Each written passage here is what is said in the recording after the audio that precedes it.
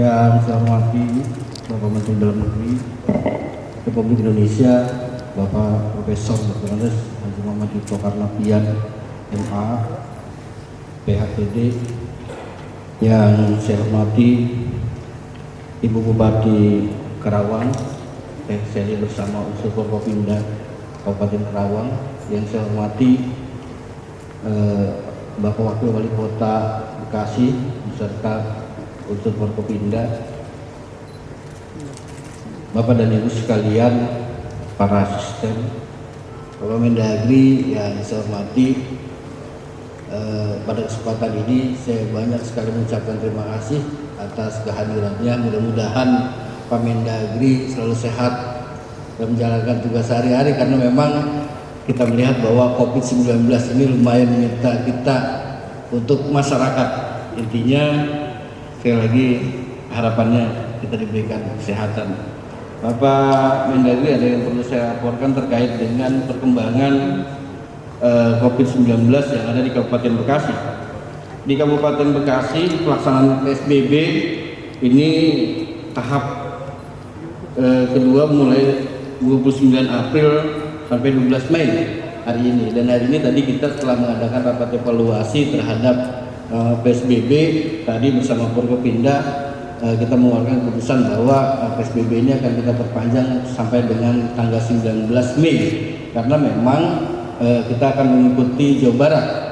Jawa Barat berakhir pada 19 Mei. Untuk nantinya kita juga tanggal 19 akan kita evaluasi kembali sambil berkoordinasi dengan provinsi terhadap pemberlakuan PSBB yang ada di Kabupaten Bekasi. Adapun perkembangan di Kabupaten Bekasi, terkonfirmasi positif sebanyak 134. Jadi 134 dari tanggal 29 sampai tanggal 20 terjadi peningkatan kasus 79.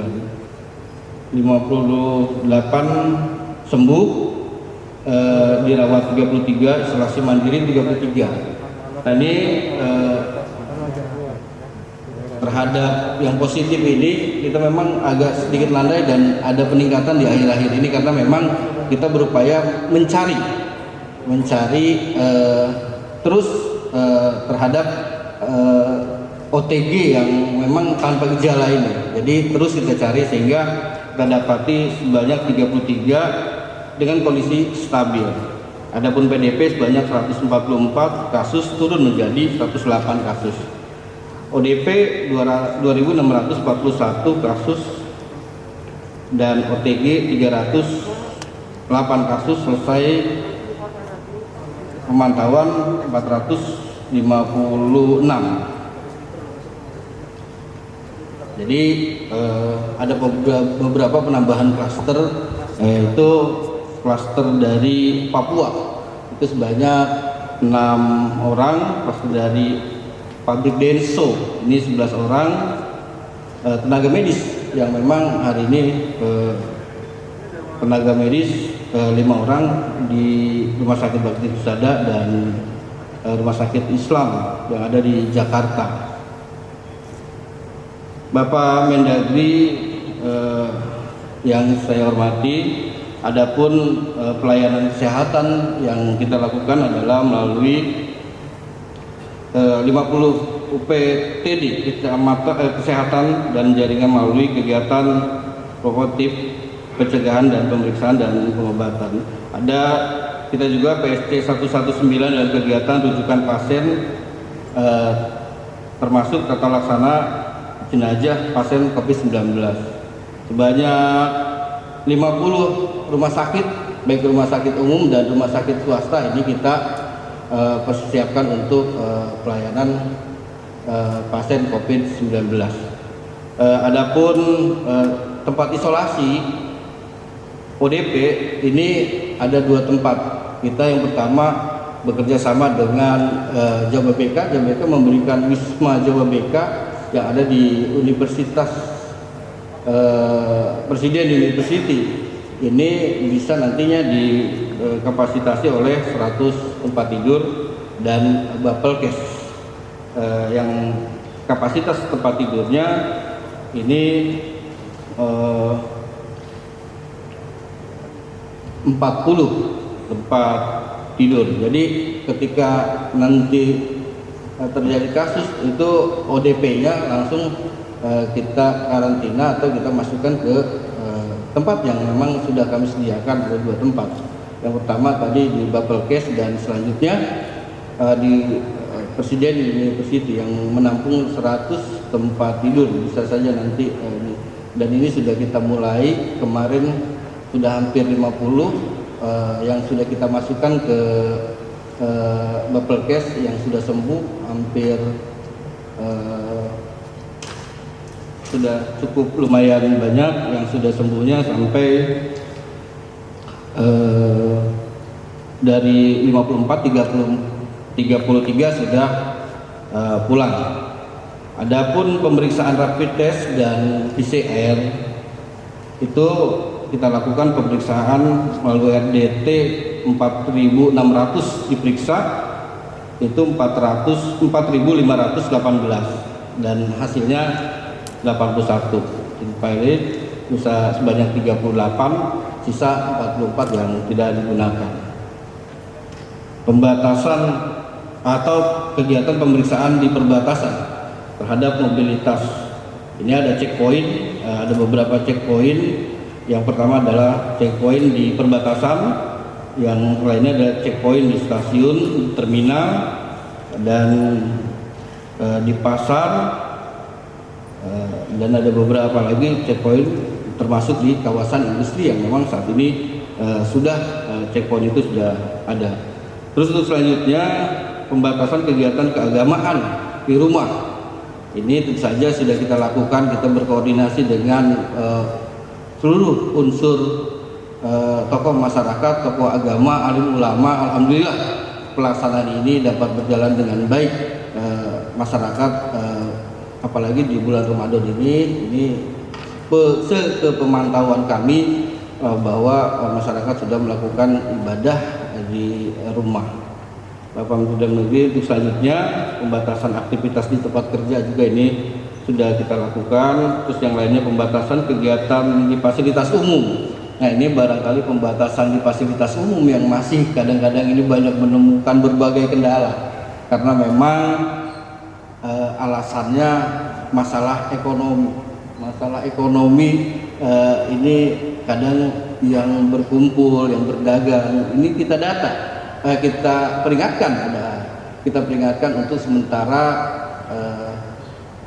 kita kurangi aktivitas untuk itu, tetapi kita juga melalui gugus tugas juga sambil kita data karena nanti akan dapat bantuan dari pemerintah daerah. Adapun Barisa, terus dari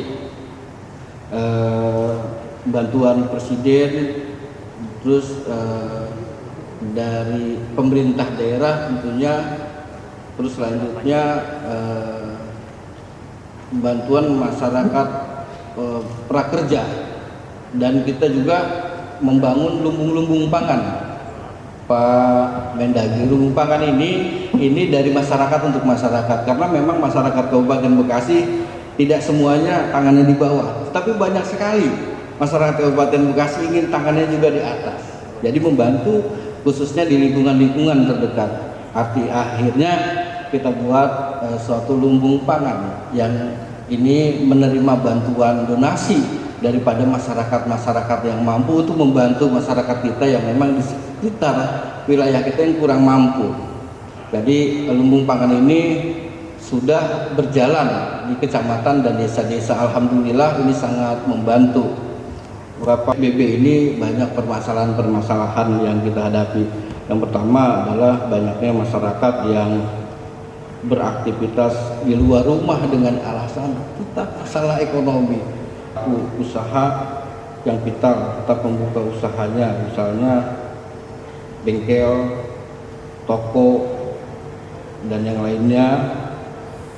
Terus yang lainnya masih rendahnya saja barangkali yang dapat saya sampaikan karena memang ada beberapa nanti yang perlu disampaikan oleh kepala daerah yang lainnya saja Sekali lagi saya ucapkan terima kasih atas kehadiran Bapak Menteri Dalam Negeri. Untuk selanjutnya kami mohon arahan dan petunjuk Bapak terkait dengan penanganan COVID-19 yang ada di Kabupaten Bekasi. Terima kasih Bapak-bapak dan Ibu-ibu yang hadir di sini. Kita berkumpul di sini sebetulnya tentu ingin membahas mengenai masalah COVID-19 ini, dan saya menganggap penting wilayah Bekasi, Karawang, karena kita tahu bahwa salah satu epicentrum dari COVID-19 Indonesia itulah di Jakarta. Angka yang terbesar dari semua kasus yang positif adalah kota megapolitan, menjadi satu dan kota-kota satelit sekitarnya, mulai dari Bekasi, hampir nggak ada batas alam antara Bekasi, kota Bekasi, kemudian dengan Depok dan Tangerang Selatan dan Tangerang Kabupaten. Saya sampaikan di pusat bahwa tidak ada batas, hampir tidak ada batas alam. Yang ada adalah administrasi perintahan. Beda dengan Bali misalnya. Bali jelas itu ada batas alamnya. Ambon ada batas alamnya. Bangka Belitung ada batas alamnya. Kepri ada batas alamnya. Tapi kota Jakarta sudah megapolitan, sama seperti Tokyo. Yang sebelah rumah itu adalah masuk wilayah Jakarta Timur, sebelah rumahnya lagi tetangganya sudah masuk Kabupaten Bekasi. Bahwa pandemi COVID-19 ini adalah pandemi terluas dalam sejarah umat manusia. Belum pernah ada pandemi seluas COVID-19. Per hari ini 215 negara. PBB hanya mengakui 193 negara, yang lainnya negara yang tidak diakui atau teritori. Penting untuk ke Bekasi dan Karawang dalam rangka menyamakan langkah, karena tidak mungkin Jakarta bergerak sendiri, Depok bergerak sendiri, Bekasi bergerak sendiri, Tangerang bergerak sendiri, Karawang sendiri, Bogor sendiri. Nanti akan terjadi efek pingpong karena mobilitas yang sangat tinggi sekali di daerah ini, di daerah Jakarta dan sekitarnya, Bogor sampai dengan Karawang. Kalau seandainya satu mengetatkan, Jakarta ketat, lain kendor, yang lain terjadi penularan. Begitu kemudian terjadi pelonggaran PSBB di Jakarta, masuk. Atau sebaliknya, Bekasi ketat, Karawang ketat, di Depok tidak, Tangerang tidak, Jakartanya melonggarkan, terjadi penularan sana. Begitu sini buka, dia akan masuk ke sini. Jadi pingpong-pingpongan nanti. Oleh karena itu perlu jadi satu daerah ini, daerah Greater Jakarta, Jakarta dan sekitarnya ini perlu ada kesamaan langkah. Itu yang saya sampaikan. Saya sudah bicara dan sudah pernah bicara dengan Gubernur Jakarta, dengan Gubernur Jabar dan Gubernur Banten, dan sudah masuk juga sampai ke daerah-daerah sekitarnya. Ini yang saya terakhir masuk untuk DKI dan sekitarnya adalah Bekasi ini dan Karawang.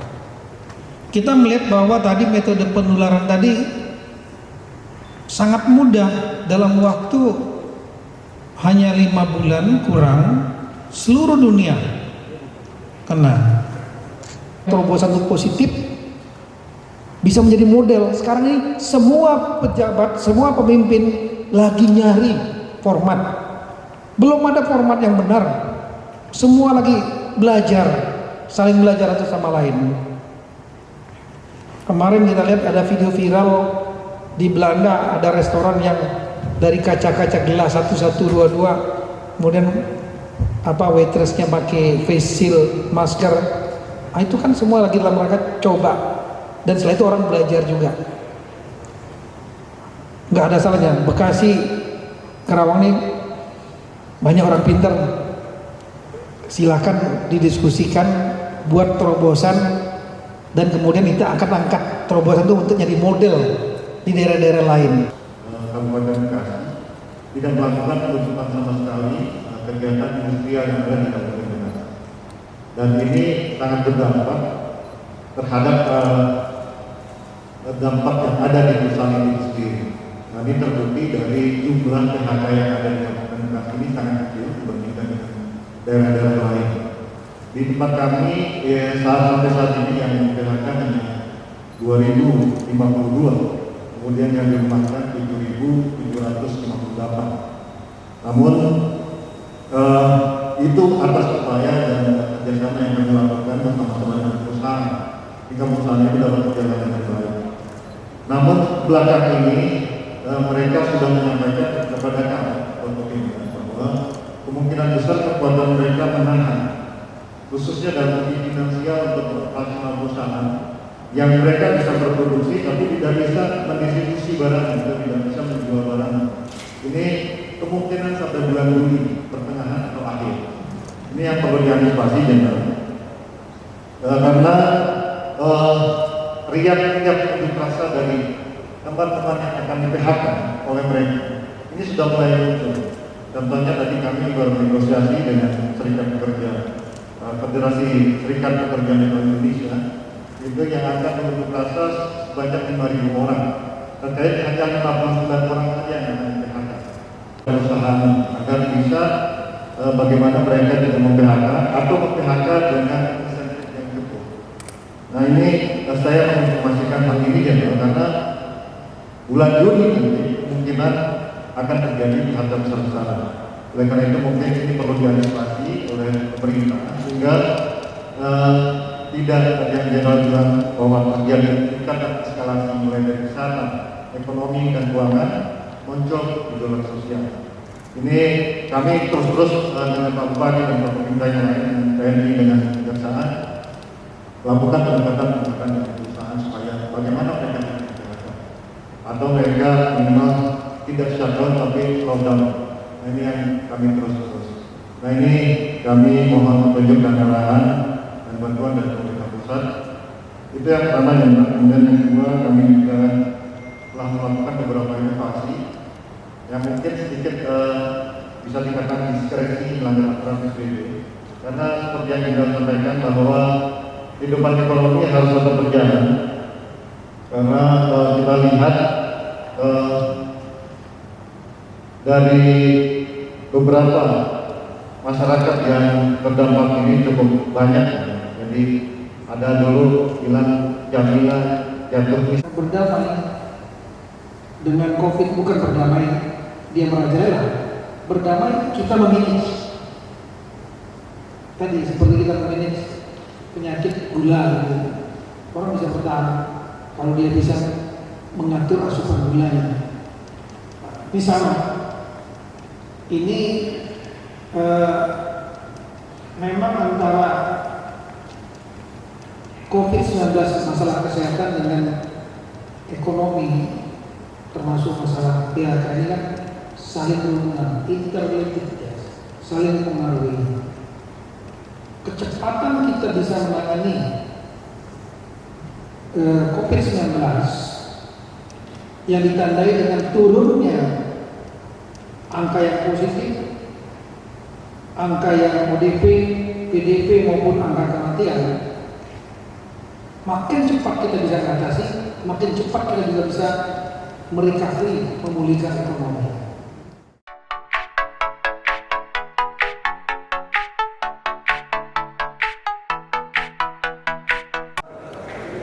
Pada siang sampai dengan sore hari ini, saya dengan rombongan dari Kemendagri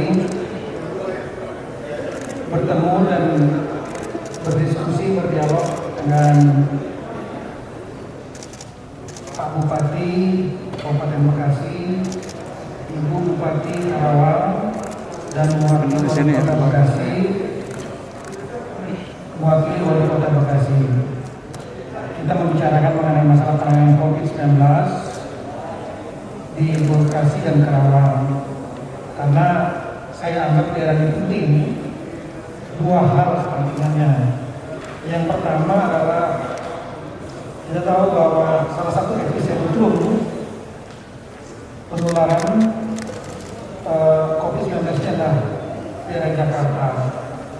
Jakarta ini memiliki kota-kota satelit, ada Tangerang Raya, Depok, kemudian Bekasi, dan Bekasi juga berdekatan dengan Karawang.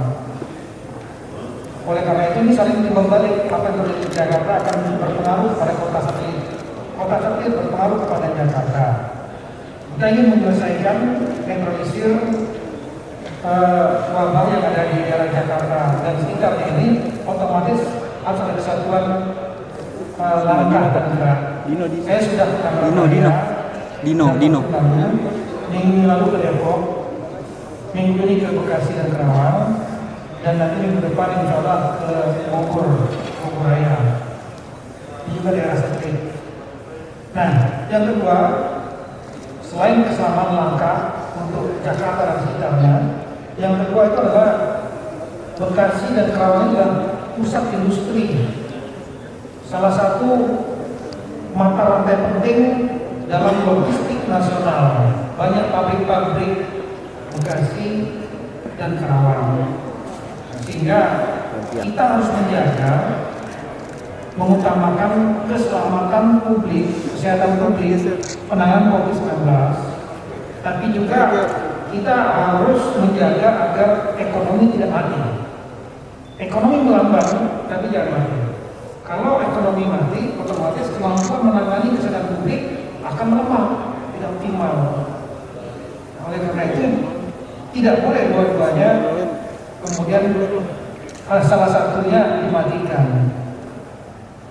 Kesehatan publik harus kita bisa tangani, kita manage, tapi ekonomi juga bisa survive. Nah, Bekasi Karawang adalah salah satu daerah ekonomi yang penting dalam supply chain and production chain, rantai produksi, rantai supply, logistik nasional. Oleh karena itu, bagaimana memanage agar industri-industri ini ke depan nanti bisa tetap berjalan, meskipun mungkin vaksin belum ditemukan.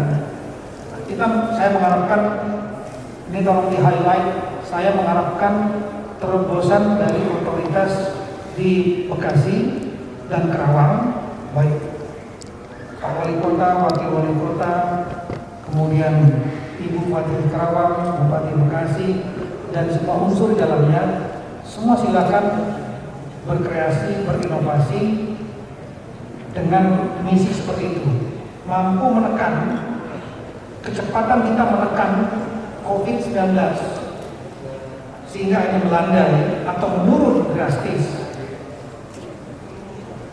Ditambah dengan kesiapan kita untuk membuka ekonomi kembali, itu akan bisa membuat ekonomi kita bisa pulih dan bangkit. Nah ini, jadi saya tadi meminta kepada pimpinan yang ada di Bekasi dan Karawang betul-betul dalam waktu 2-3 minggu ini bisa mendisiplinkan masyarakat untuk menekan penyebaran COVID-19. Pakai masker, kemudian cuci tangan pakai sabun atau hand sanitizer, jaga jarak, itu hal yang penting sekali, ditambah dengan kerumunan sosial. Tapi ini tidak hanya dengan kampanye, harus dilakukan dengan kebijakan intervensi kebijakan publik oleh pemerintah daerah. Saya kira itu rekan-rekan. Kalau ada dari Pak lagi menyampaikan mewakili kepala daerah. Bilang pada hari ini kita berdiskusi terkait dengan ini kami tambah lagi semangat. Karena memang tadi luar biasa, Pak Menteri Dalam Negeri memberikan inovasi-inovasi di mana daerah yang harus bagaimana menangani COVID ini di samping tidak ada lagi korban ataupun penularan positif. Itu juga secara ekonomi barangkali paling Kabupaten Bekasi kota ini daerah industri yang memang